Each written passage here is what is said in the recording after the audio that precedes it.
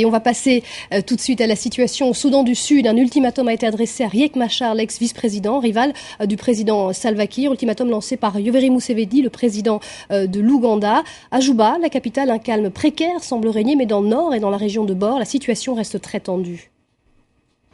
Chacun semble reprendre ses habitudes.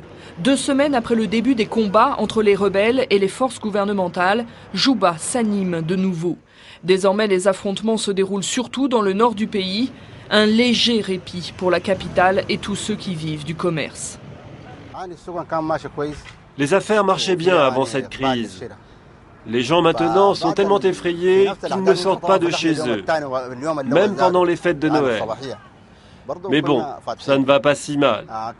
Juba est calme. On a entendu parler d'affrontements dans le nord. Dès qu'il se passe quelque chose, ça touche les affaires parce que tout ce qu'on vend, ça part dans les autres provinces du pays. Pour moi, la situation reste très instable et tant qu'il n'y aura pas de retour à la normale, je resterai très vigilant.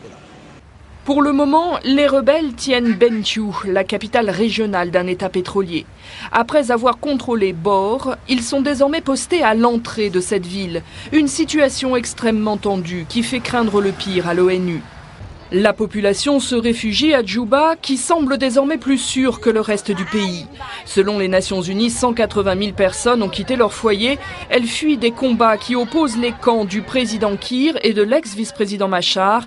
Un face-à-face également ethnique entre leurs 2 tribus, les Dinka et les Nuer. Comment je pourrais rentrer dans cette région où la principale ethnie, ce sont les Dinka ? Ce sont ceux qui nous prennent pour cible, ceux qui nous tuent. Le président Salva Kiir est l'un d'entre eux. On ne peut pas rentrer. Ici, on est à peu près en sécurité. Plusieurs dirigeants d'Afrique de l'Est ont donné jusqu'à mardi aux 2 camps pour parvenir à un cessez-le-feu. Mais les adversaires campent sur leur position. Le Soudan du Sud pourrait bien basculer dans une sanglante guerre civile.